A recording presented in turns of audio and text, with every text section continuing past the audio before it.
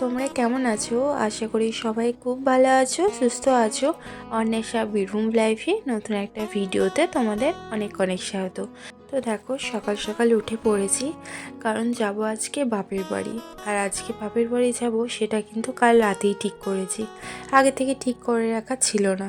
তাই সকালবেলায় ভাবলাম ঘরের কাজগুলো ফটাফট করে নিই, তারপরে বেরোবো। শুধু বাপের বাড়ি যাবো বলে চলে গেলে তো হবে না, ঘরটা পরিষ্কার করে যেতে হবে, মায়ের কাজগুলো এগিয়ে দিয়ে যেতে হবে।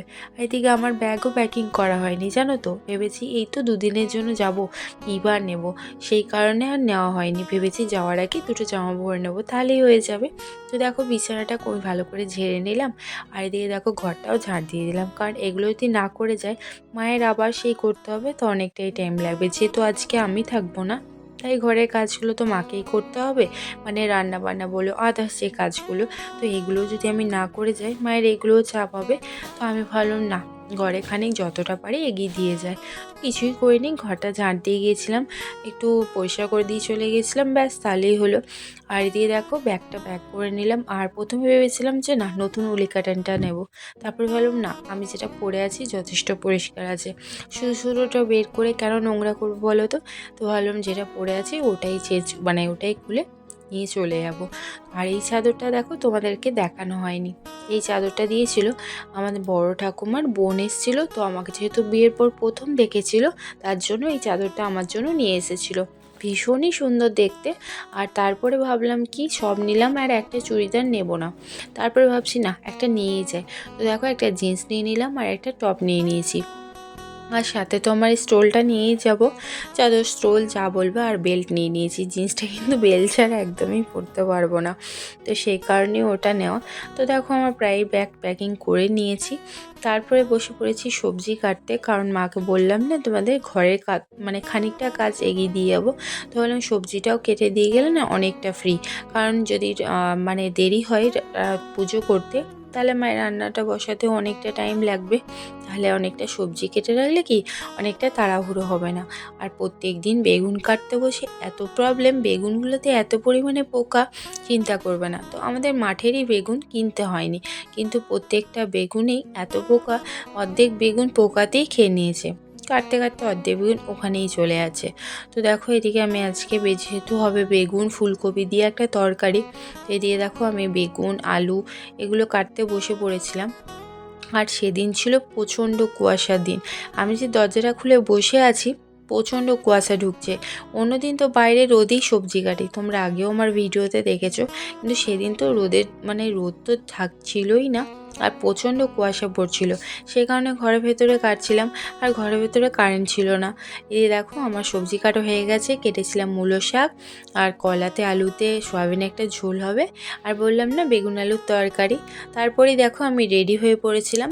আর যেহেতু প্রচণ্ড ঠান্ডা ছিল, তাই এই সোয়েটারটা পরলাম। আর এই সোয়েটারটা হচ্ছে আমার বিয়ের আগের ভীষণই একটা ফেভারিট সোয়েটার, যেটা আমার খুব ভালো লাগে, মানে হুডিও বলতে পারো তোমরা, আর সোয়েটারও বলতে পারো, যেটা খুশি।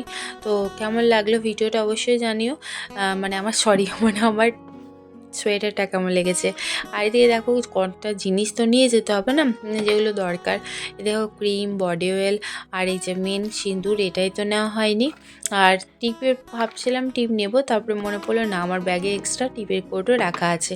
আর এদিকে দেখো চিরুনি, যেটা আমি অন্য কারোর সাথে কখনোই শেয়ার করি না, যেখানে যাই নিয়ে যাই। আর মানে আমি এটা ছাড়া আমার হয় না, সুবিধাও হয় না। তো এদিকে দেখো, আমি কিন্তু রেডি হয়ে নিয়েছিলাম। আর এদিকে দেখো, একটা বডি স্প্রে নিয়ে নিলাম। এটা ছাড়া কি হয়, দাঁড়াও, এটা নেওয়া হয়নি, নতুন সোয়েটার পরেছিলাম তো, তবু একটু সেন্ট না নিলে হয় বলো। আর এই ফগ সেন্টটা অনেকেই বলতে পারে এটা ছেলেদের, হ্যাঁ হতে পারে ছেলেদের, বাট সেন্টটা কিন্তু আমার ভীষণ ভালো লাগে, তাই আমিও ইউজ করি। তাতে হয়তো অনেকে বলবে যে ছেলেদের বডি স্প্রে ইউজ করে, তাতে আমার কোনো অসুবিধা নেই, বাট আমার সেন্টটা কিন্তু ভীষণ ভালো লাগে। কোথাও কি সেন্টে লেখা আছে নাকি ছেলে বা মেয়ে? হ্যাঁ হয়তো হতে পারে, বডিতে মানে বটলে লেখা থাকে, বাট কিন্তু সেন্টে কিন্তু বোঝা যায় না। তো এই দিয়ে দেখো, আমি একটু সিঁদুর পরে নিলাম বেরোনোর আগে, ওটা পরা হয়নি, বাকি চুল টুল ছাড়িয়ে নিয়েছিলাম। আর যে দেখো, এই ব্যাগটা কিন্তু আমার যেখানে যাই সেটাই সঙ্গী, কারণ এই ব্যাগটা ছাড়া কিন্তু আমি কোথাও যেতে পারি না। এই ব্যাগটাতে আমার ছোটো অল্প টাকা আর মোবাইলটা নিতে ভীষণ সুবিধা। আর হ্যাঁ, এ দেখো ফোনের চার্জার, এটাই মেন ভুলে গেছিলাম, আর এটাই সব থেকে বেশি দরকার, নাহলে ফোনও চলবে না, ভিডিওও হবে না। তো দেখো আমি বাপের বাড়ি চলে এসেছিলাম। এসে পরেই কিন্তু দিদা যেটাতে বসে থাকে এই পলিথিনটা কিন্তু ভালো করে পরিষ্কার করে দিচ্ছিলাম। আর যেহেতু চাদরটা চেঞ্জ করলাম তার জন্য এটাও পরিষ্কার করে দিলাম, কারণ মায়ের এই কদিন এত পরিশ্রম হয়েছে, এত বিজি ছিল, সেই কারণে মা চাদরটা চেঞ্জ করতে পারেনি। তো আমি এসে মাকে বললাম যে আমি চাদরটা চেঞ্জ করে দিচ্ছি। আর দিয়ে দেখো ওখানে মা মানে আমাদের যেহেতু মাঠে মূলো হয়েছিল আর মূলো শাক হয়েছিল সেটাই দিয়ে পাঠিয়েছিল। তো সেটাই মাকে বলছিলাম। আর বাবা গেছিলো হাট। তো দেখো বাবা হাট থেকে কুমড়ো, কলা, গাজর এগুলো নিয়ে এসেছিলো। তো মা বললো আজকে কুমড়োর তরকারি করবে। আর দেখবে সিজনাল আনসিজনে যদি অন্যরকম তরকারি পাওয়া যায় না, ভীষণ ভালো লাগে। আর এই দেখো কুমড়ো নিয়ে বসে গেছি, কারণ বাবা কুমড়ো নিয়ে এসেছিলো। তো মা বললো আজকে কুমড়ো আলুর তরকারি করবে। তো আর তখন কিন্তু একটু রোদে দেখা দিয়েছিল, সেরকম কিন্তু রোদ ছিল না, তবু একটু রোদে দেখা দিয়েছিল বলে আমি উঠোনেই বসে পড়েছি দেখো সবজি কাটতে। ভীষণ আরাম লাগছিল। আর ঘরের ভেতরে এত পরিমাণে ঠান্ডা তোমরা বিশ্বাস করতে পারবে না, শানগুলোতে পা দেওয়া যাচ্ছে না। তো এদিকে দেখো আমিও সবজি নিয়ে বসে পড়েছি মানে রান্না করতে। একদিকে ভাত ফুটছে আর একদিকে কিন্তু আমাদের সবজি হচ্ছে। আর রান্নাঘরটা যেহেতু ভাঙা হয়েছে, মানে রান্নাঘরে যেহেতু মিস্ত্রিতে কাজ করছে, তাই মাকে কিন্তু গ্যাসটা, ওভেনটা সব কিছুর এইখানে আমাদের নিয়ে আসতে হয়েছে। তো খুবই অসুবিধা, মানে ঘরে বুঝতে পারছো কী পরিমাণে মানে চারিদিকে অপরিষ্কার হয়ে আছে, কিন্তু খাবার তো খেতেই হবে। তাই মা গ্যাসটা এই রান্নাঘরে মানে এই ঘরটাতে এনে রেখেছে। তাই এরম করে বসে বসে রান্না করতে বেশ ভালো লাগছিল। যে দেখো আমি কুমড়ো আলুর তরকারিটা বসিয়ে দিয়েছি। আর এদিকে দেখো আমি তোমাদেরকে দেখাই, সেই বলেছিলাম আগে আমরা ভিডিওতে দেখেছিলে এই বাচ্চা দুটোকে, আমাদের ছাগলের দুটো ছাকে। তো দেখো অনেকটাই কিন্তু ওরা বড় হয়েছে। মা এদিকে দেখো সবজির খোসা দিয়েছিল ওদেরকে খেতে। মা বসে পড়েছে খাবারের দিকে, রান্নার প্রায় শেষের দিকে। ভাতও হয়ে গেছিলো আর সবজি টক বসিয়ে দিয়েছিল, কুমড়ো তরকারি হয়ে গেছিলো। এদিকে মা ভাত দেওয়ার জন্য মানে মাড় গড়িয়েছিল ভাতটা, তো সেটাই রেডি করছিল। আমিও একটু ভিডিও করে নিলাম তোমাদের সাথে শেয়ার করবার জন্য। আর এদিকে দেখো দিদা বসেছিল, যেহেতু দিদার তো এখন তো কোনো কাজ নেই, কারণ দিদাকে তো নামানোই যাবে না, তার জন্য মা দেখো খাবার দিয়ে দিয়েছে, মূলো শাক ভাজা, কুমড়ো আলুর তরকারি। আর দিদাই দিয়ে দেখো খেতে বসে গেছে অলরেডি। আমিও দিদার কাছে বসবো। এই ভিডিওটা দেখে না তোমাদের সাথে যখন এডিট করছিলাম, একটা কথা ভীষণভাবে মনে পড়ছিল। সেমভাবে কিন্তু আমি দাদুর সাথে কিন্তু একই রুমে বসে দাদুর সাথে একসাথে খেতে বসছিলাম। তোমরা আমার যারা ভিডিও আমার ফলো করো তারা কিন্তু বুঝতে পারবে আমি কি বলছি, কারণ দাদুও আমার সামনে বসে চেয়ারে টেবিলে খাচ্ছিল। তখনও পর্যন্ত জানতাম না যে আমাদের জীবনে এমন একটা দিন আসবে, দাদু আমাদের ছেড়ে এত তাড়াতাড়ি চলে যাবে, আবার দিদাও আমাদের এই টাইমে আসবে। তো দেখো এদিকে বিকালবেলা একটু মানে দিদার কাছে শুয়েছিলাম দুপুরবেলাতে। তো উঠে পড়ে আজকে যেহেতু চাউমিন করবো বলে বসে পড়েছি, কারণ আগেরবারে যখন এসেছিলাম না তখন মাদের তো অসুখ চলছিল, সেই কারণে আমি কিছুই করতে পারিনি। তাই ভেবেছিলাম দ্বিতীয়বার যখন আসবো তাই মাদের জন্য একটু চাউমিন করব। কারণ আমি চলে যাওয়ার পর এই চাউমিন বা পাস্তা এগুলো কিছুই হয় না। তো দেখো চাউমিনটা একটু হলুদ আর আলু দিয়েছিলাম, চাউমিনে আমি আলু ছাড়া খাই না। হলুদ আর একটু তেল দিয়ে ফুটতে দিয়ে দিয়েছিলাম, হ্যাঁ সামান্য নুনও দিয়েছিলাম। তো যেহেতু চাউমিনটা অনেকটা দিয়েছিলাম তাই একটু ফুটতে বা একটু নরম হতে কিন্তু অনেকটা টাইম লাগছিলো। আমি মাঝে খুলে দেখে নিলাম যে আলুটা একটু সেদ্ধ হয়েছে কিনা, দেখলাম আলুটা কিন্তু হাফ বয়েল হয়ে গেছে।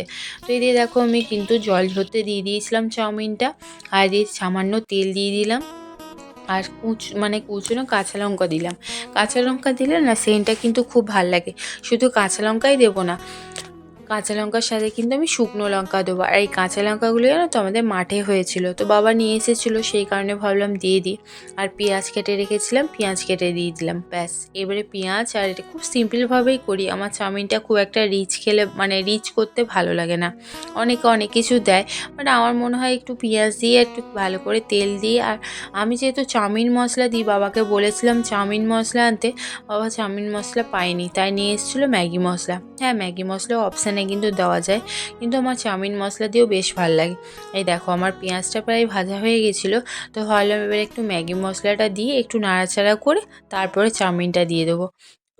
তো দেখো আমি দিয়ে দিলাম মশলাটা, তো একটু নাড়াচাড়া করে নিই, তারপরে অনেকটাই জল ঝরে গেছিলো। দেখো চাউমিনটাও দিয়ে দিলাম, অনেকটা ভাজা ভাজা হয়ে গেছিলো পেঁয়াজটা, তার জন্য শুধু এবার চাউমিনটা এপার ওপার করে নেবো, গোটাটা ভালো করে মিক্স করে নেবো, তাহলেই আমার চাউমিন রেডি। আর হ্যাঁ, অল্প নুনও দেবো, কারণ পুরোপুরি নুনটা তো দেওয়া হয়নি তখন, সেই কারণে। তো দেখো আমার কিন্তু চাউমিন প্রায় রেডি, খেতে বেশ ভালো হয়েছিল। তো চলো বন্ধুরা, কেমন হয়েছে ভিডিওটা আমাকে অবশ্যই কিন্তু কমেন্ট করে জানাবে। আর হ্যাঁ, খুব বেশি বেশি করে শেয়ার আর লাইক করো। তো চলো আজকের মতো ভিডিও এখানে শেষ করছি। তোমরা সবাই খুব ভালো থেকো, সুস্থ থেকো। তো আজকের মতো রাখলাম, টাটা।